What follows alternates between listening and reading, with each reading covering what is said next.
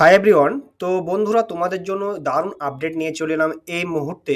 তোমরা যারা যুবসাথী প্রকল্পে এখনও ফর্ম ফিল আপ করনি, তো অবশ্যই তোমাদের জন্য এই ভিডিওটা দারুণ ইম্পর্টেন্ট হতে চলেছে। কারণ আমি এই ভিডিওর মাধ্যমে তোমাদেরকে স্টেপ বাই স্টেপ আমি তোমাদের ফর্ম ফিল আপ করে বুঝিয়ে দেবো কীভাবে তোমরা যে যুবসাথী প্রকল্পে ফর্ম ফিল আপ করবে। তো ফার্স্ট অফ অল, যারা এখনও form fill up form download করনি, তো অবশ্যই বলবো তোমরা ফর্মটা ডাউনলোড করে নেবে।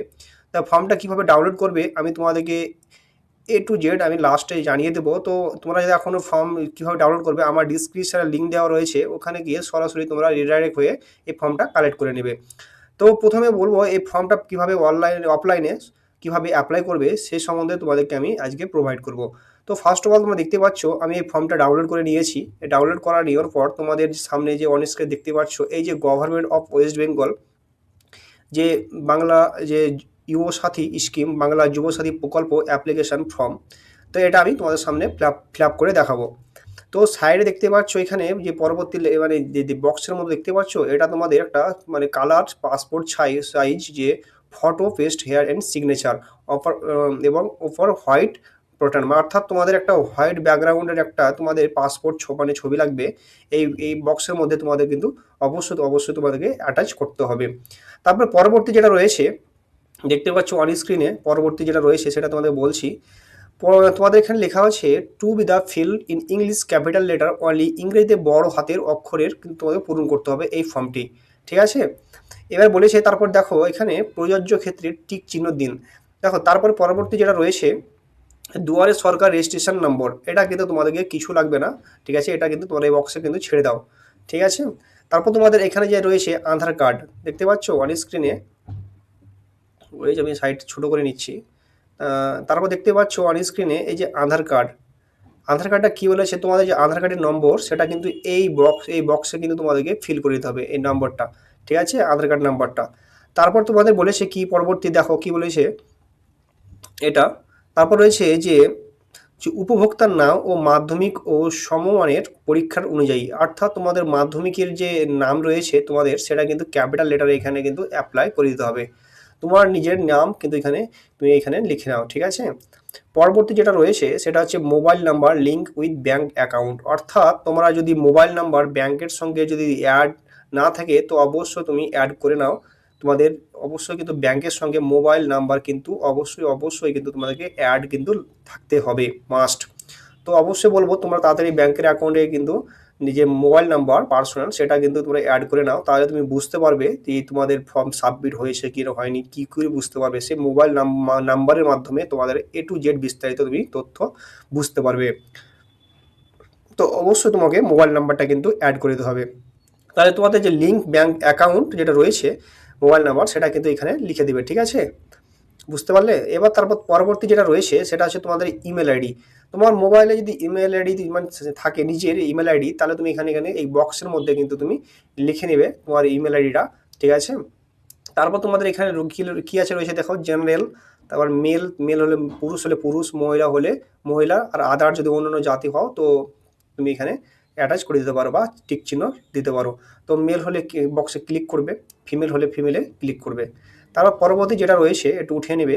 তারপর দেখো এখানে রয়েছে ডেট অফ বার্থ, তোমার যে জন্ম তারিখ, তোমার জন্ম তারিখ কী রয়েছে, ঠিক আছে, সেই হিসাবে তুমি এখানে অ্যাপ্লাই করে দিবে, ঠিক আছে। তো তারপরে তোমার এখানে অ্যাপ্লাই করার পর তারপর তোমার এই যে বয়স, টোটাল কত বয়স তোমার হচ্ছে তুমি এখানে অ্যাটাচ করে দিবে। তারপর পরবর্তী যেটা রয়েছে ফাদার্স নেম, তোমার যে পিতার নেম, তোমার পিতার নামটা এখানে কিন্তু এই বক্সে কিন্তু অ্যাড করে দিবে, ঠিক আছে। তারপর তোমার মাদার নেম, তোমার মায়ের নাম যেটা রয়েছে সেটা কিন্তু এই ঘরের মধ্যে কিন্তু বক্সে লিখে নেবে, ঠিক আছে। তো পিতার নাম, তারপর তোমার মায়ের নাম, তারপরে স্বামী বা স্ত্রীর নাম। তোমার যদি বিয়ে হয়ে থাকে তাহলে তোমার স্বামীর নাম লিখবে, আর যদি বিয়ে না হয়ে থাকে তাহলে তুমি এখানে হাজব্যান্ডের নাম লিখবে, ঠিক আছে। তাহলে বিয়ে হয়ে গেলে মেয়ে যদি অ্যাপ্লাই করো তাহলে তোমার স্বামীর নামটা লিখবে, আর যদি ছেলে হয়ে থাকো তাহলে তোমার স্ত্রীর নামটা এখানে কিন্তু লিখে নেবে, ঠিক আছে।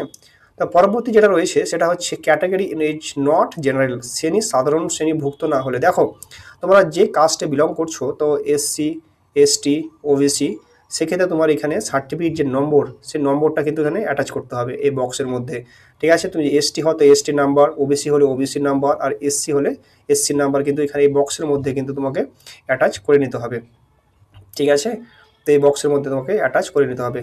তারপর যেটা রয়েছে, যেটা পরবর্তী যেটা রয়েছে যেটা দেখে নাও।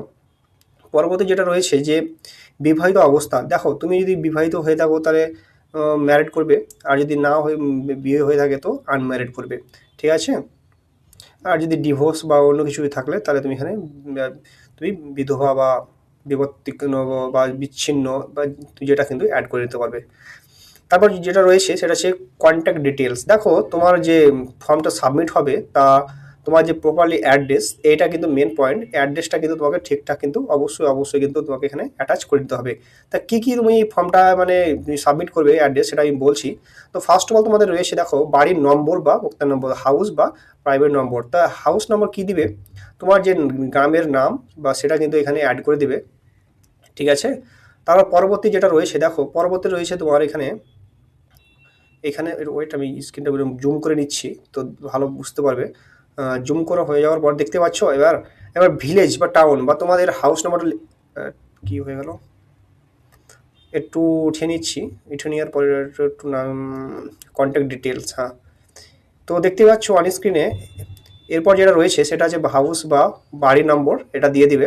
তারপর তোমাদের ভিলেজ বা টাউন সিটি বা গ্রাম তোমাদের এখানে কিন্তু অ্যাটাচ করে দেবে, তোমার কোথা থেকে বিলং করছো বা কোন গ্রাম তোমাদের সেটা কিন্তু এখানে লিখে নেবে।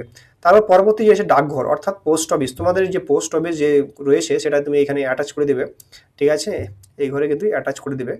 তারপর তোমাদের যে তারপর তোমাদের যেটা রয়েছে গ্রাম পঞ্চায়েত বা ওয়ার্ড, তোমাদের যে গ্রাম পঞ্চায়েত কোনটা সেটা কিন্তু এই ঘরে কিন্তু লিখে নেবে। ঠিক আছে, বা জিপি বা ওয়ার্ড নম্বর। তারপর দেখো তোমাদের ব্লক বা তোমাদের যে ব্লক বা পৌরসভা বা কর্পোরেশনস বা মিউনিসিপ্যালিটি কোথায় রয়েছে সেটা কিন্তু এখানে অবশ্যই কিন্তু এই ঘরে কিন্তু অ্যাড করে দেবে। তারপর তোমাদের থানা বা পুলিশ স্টেশন কোথায় রয়েছে সেটা কিন্তু এই ঘরের মধ্যে অ্যাটাচ করে দেবে। ঠিক আছে, তারপর তোমাদের ডিস্ট্রিক্ট বীরভূম কি মুর্শিদাবাদ বা কোন জেলা থেকে পড়ছো সেটা কিন্তু এখানে অবশ্যই তুমি এখানে অ্যাড করে দেবে। তারপর পরবর্তী যেটা রয়েছে পিনকোড, দেখো সবারই তো পিনকোড সমান না, কেউ পিনকোড আলাদা আলাদা রয়েছে, তো যার কি পিনকোড করছো তো অবশ্যই তোমাদের নিজের পিনকোডটা কিন্তু এখানে অ্যাটাচ করে দেবে। এবার তুমি ফর্মটা যে সাবমিট করো, রাজ্য তো ওয়েস্ট বেঙ্গল অলরেডি এখানে সাবমিট করা রয়েছে, দেখতে পাচ্ছ অন স্ক্রিনে, এটা কিন্তু সাবমিট করে দেবে। তারপর নেক্সট যেটা রয়েছে পরবর্তী পেজ, সেটা কিন্তু এখানে দেখবা, অবশ্যই এখানে তুমি দেখতে পাচ্ছ। তো পরবর্তী যেটা রয়েছে সেটা হচ্ছে মাধ্যমিক বা এমপি অর্থাৎ মাধ্যমিক পাস বা সমতুল্য পরীক্ষা, বা তোমাদের যে মাধ্যমিকের যে রোল নাম্বার এখানে মানে যে মার্কশিটের বা রোল নাম্বার এখানে সাইডে থাকে কোনার দিকে, তো এটা কিন্তু এখানে অ্যাটাচ করে দিতে হবে। তুমি কোথা থেকে মানে মাধ্যমিক পাস করেছো, WBSC ওয়েস্ট বেঙ্গল যেটা রয়েছে হায়ার সেকেন্ডারি এডুকেশন, তারপরে CBSC, তারপরে ICSC, তো যেখান থেকে তুমি মানে মাধ্যমিক পাস করেছো সেটা কিন্তু এখানে অ্যাটাচ করে দিতে হবে বা টিক চিহ্ন দিয়ে দিতে হবে। ঠিক আছে, তারপর তোমার এখানে রোল নাম্বারটা অ্যাড করে দিতে হবে। ঠিক আছে, ওয়েট, আমি এটা তা দেখতে পাচ্ছ এবার, তো কি হয়ে যাচ্ছে, এই যে তোমার যে এই কোথা থেকে তুমি মানে মাধ্যমিক পাস করেছো সেটা কিন্তু এখানে অ্যাটাচ করে দিতে হবে। এর পরবর্তী এখানে নম্বর বা সংখ্যা নম্বর, এবার কোন নম্বর তুমি মানে বিকজ সংখ্যা সেটা কিন্তু এখানে অ্যাড করে দেবে। এবার কত বছর মাধ্যমিক দিয়েছো সেটা কিন্তু এখানে ইয়ার বা বর্ষটা কিন্তু এখানে অ্যাড করে দেবে, 2015, 2014, তুমি যেখানে মাধ্যমিক পাস উত্তীর্ণ হয়েছো যে বছরে সেই বছরটা কিন্তু এখানে অ্যাড করে দেবে। ঠিক আছে, তার পরবর্তী যেটা রয়েছে সেটা হচ্ছে তোমাদের এডুকেশন কোয়ালিফিকেশন অ্যান্ড শিক্ষাগত যোগ্যতার সর্বোচ্চ, তোমার শিক্ষাগত যোগ্যতার সর্বোচ্চ কী রয়েছে অবশ্যই তুমি এখানে অ্যাড করে দেবে। ঠিক আছে, ওয়েট, আমি একটু করে নিচ্ছি।